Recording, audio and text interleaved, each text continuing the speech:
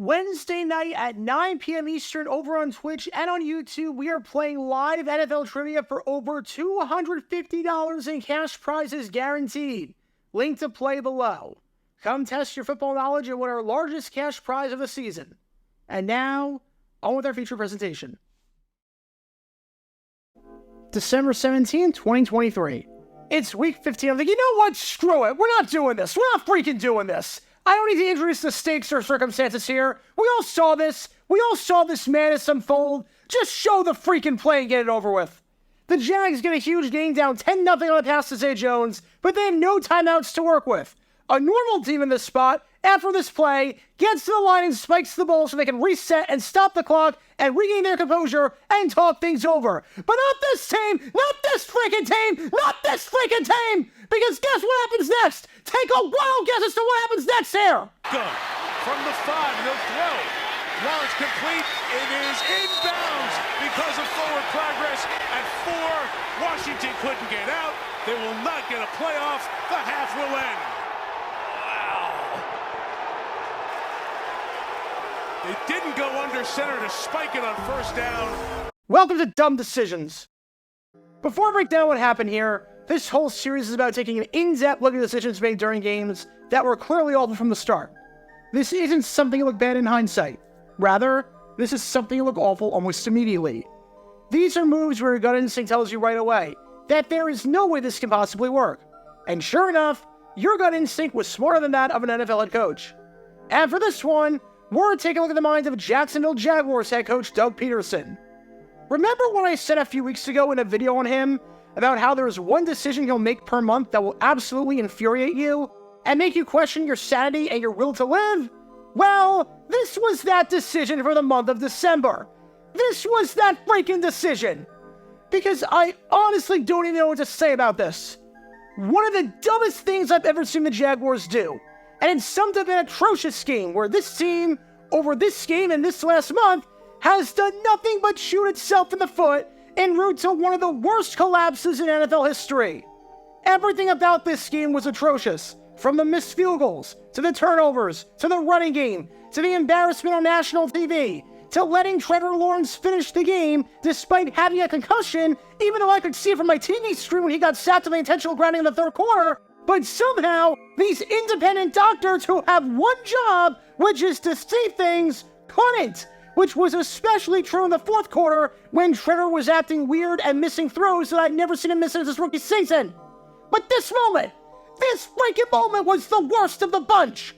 In a game full of suck, this one was the suckiest of all the suck. So with that being said, let's take a look at why calling this play instead of spiking the ball is a really bad idea.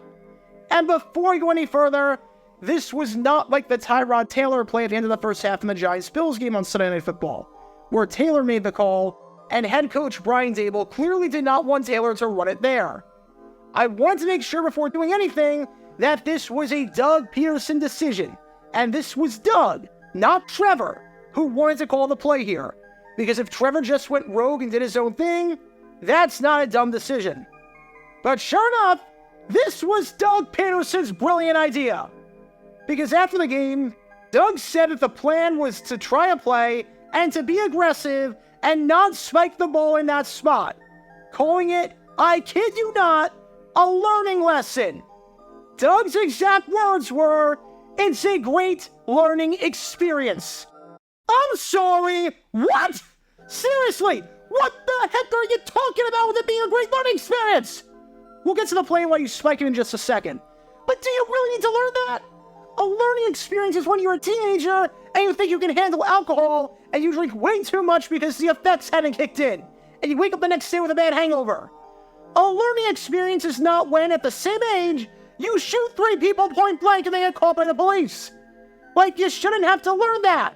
You shouldn't have to have a learning experience to know that shooting people is bad. This is the National Football League. This is the highest level of football that there is. A 6-year-old knows that he needs to get out of bounds here. I'm glad we're learning, though. I'm glad we're freaking learning that when you have no timeouts, that you shouldn't call a play in bounds that gives you no chance to score points if it fails. We really needed that learning experience.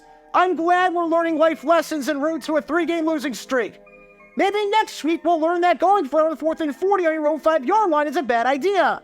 Maybe next week we'll learn how to kick a field goal down by 4 points with 30 seconds left in the game.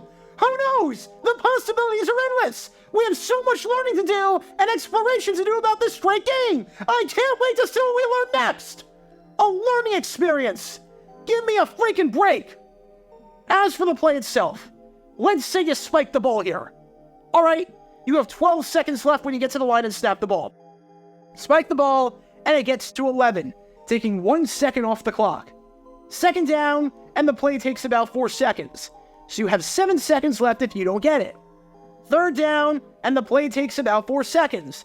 So you have 3 seconds left if you don't get it. Fourth down, you can either go for it or kick the field goal.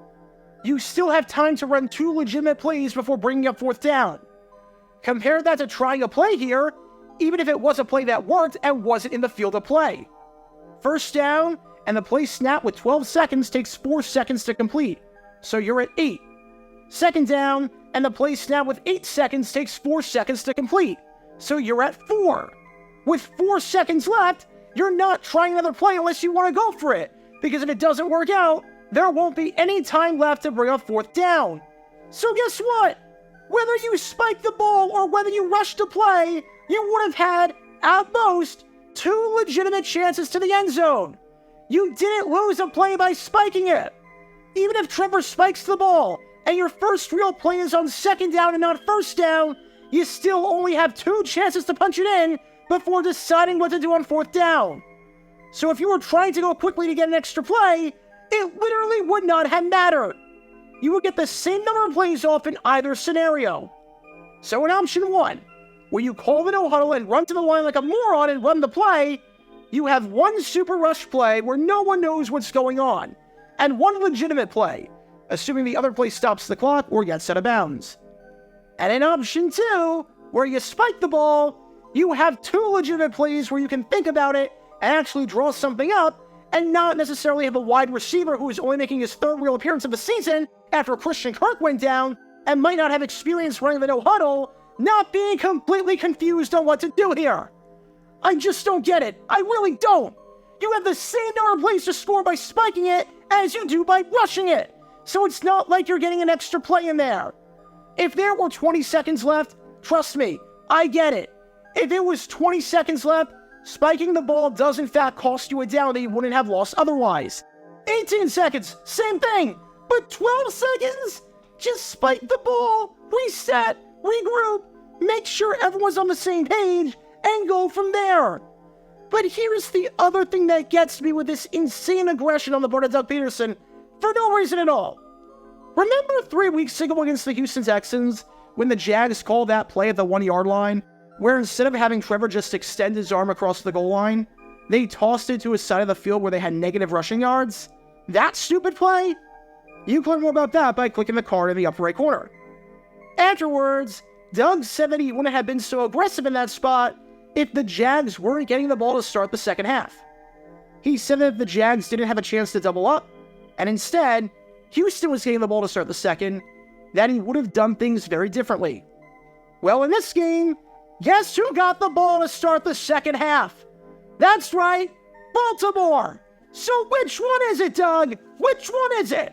You said you made a mistake being aggressive when you got the ball, and now you're making a mistake being aggressive when you don't get the ball. Do we need to do this another 5 more times before the learning and this learning experience sets in? Like, why are we doing this? Not only was this play stupid for obvious reasons, and not only was the decision to not spike the ball stupid, but it contradicted everything you believe in and everything you said not even 3 weeks ago about what you would do in that spot. And here we are, singing the same old song and dance as this team is letting the division slip away from them by playing its worst football at the worst possible time. They had a chance to make it a 1-score game, which would have been a win considering how little time was left. But no, you had to do this. And now we're here. And you can blame a lot of things for that. But Peterson has to be near the top of the list, because this is just inexcusable on so many levels. His poor in-game management didn't cost him the Texans game, but it was definitely one of the things that cost him this game. First Sunday Night Football game in 15 years, and you put up that pathetic performance. I'll see you at NBC in 2038 when we get our next game. And look, I suppose in a fairy tale world that the Jaguars could still make the playoffs. I mean, look, they're 8-6. They still have all the tiebreakers in the division. They're still in first place, and they got 3 games left that they could beat Tampa, Carolina, Tennessee. But do you trust this team right now? Do you really trust this team to do anything? The offense is inconsistent. The defense is inconsistent. The special teams is inconsistent. The coaching is inconsistent. The players are inconsistent. They're playing their worst football at the worst possible time.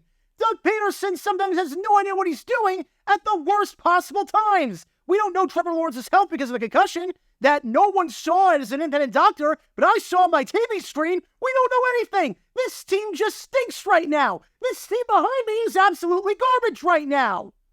I don't even have to say anymore. I just don't. This team is playing their worst football at the worst possible time. And I'm just losing my mind at this point. I'm just losing my mind. So what do we learn from all of this? Since Doug Peterson is big on this being a learning experience, spike the ball! Spike the freaking ball!